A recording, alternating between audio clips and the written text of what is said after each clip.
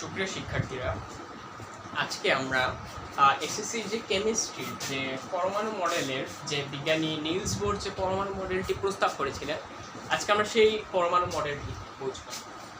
তো চলো আমরা শুরু করি। ফার্স্টে আমরা একটা কাজ করি, বোর পরমাণু মডেলের একটা স্যাম্পল একটা মডেলটা আমরা ড্র করি।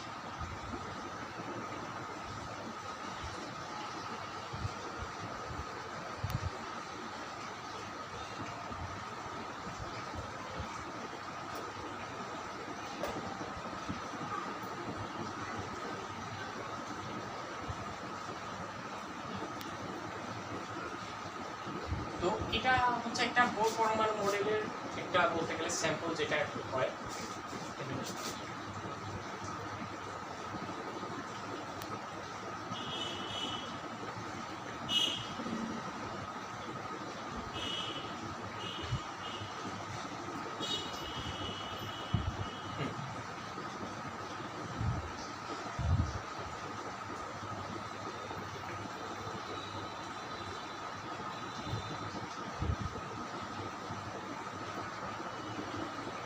তো এইটা একটা বলতে গেলে স্ট্যান্ডার্ড বোর পরমাণু মডেল।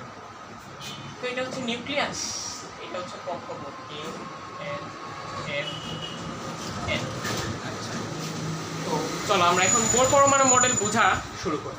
তো বিজ্ঞানী নিলস বোর তার পরমাণু মডেলের প্রথম যে কন্ডিশনটা বা প্রথম যে প্রস্তাবনাটি দিয়েছিলেন সেটা হলো একটা ইলেকট্রন কখনো তার ইচ্ছা মতো যে কোনো কক্ষপথে ঘুরতে পারে।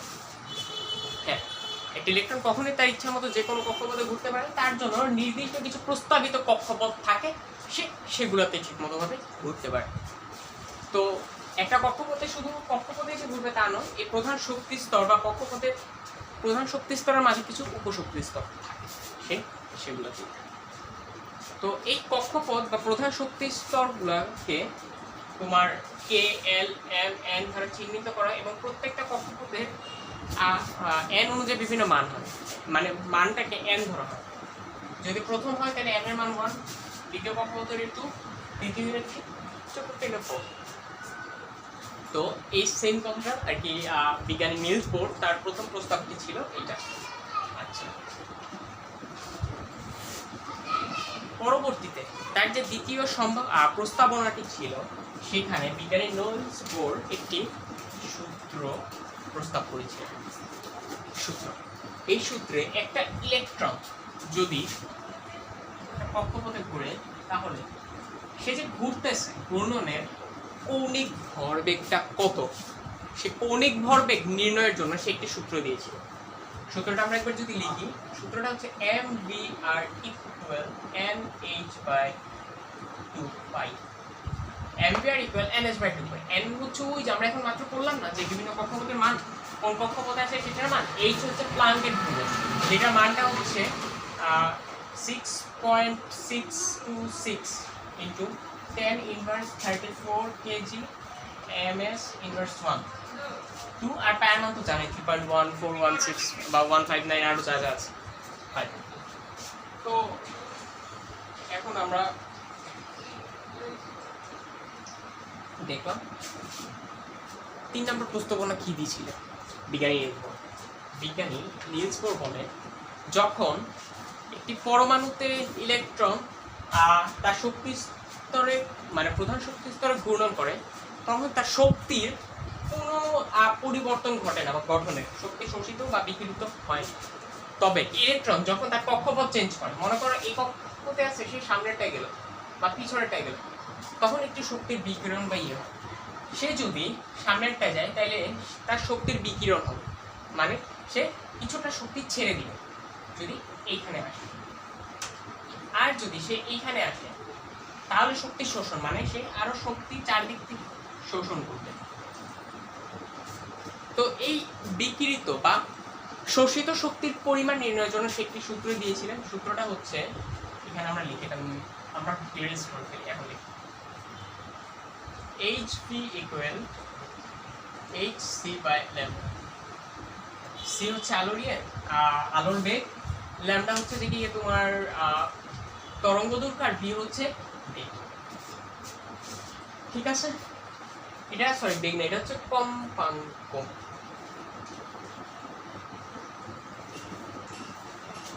এটাই ছিলেন। এবং সর্বশেষে বিজ্ঞানী নিলস বোর একটি আরেকটি প্রস্তাবনা দিয়েছিলেন যে যখন ইলেকট্রন উচ্চ শক্তি স্তর থেকে নিম্ন শক্তি স্তরে যায় তখন যে তারা একটা শক্তি যে বিকিরিত হয় না, সেই শক্তিটাকে যদি আমরা পারমাণবিক একটা যদি প্রিজমের ভিতর দিয়ে যদি এই বিকিরিত যে আলোটা যদি আমরা বের করি তাইলে একটা পারমাণবিক বর্ণালী সৃষ্টি হবে।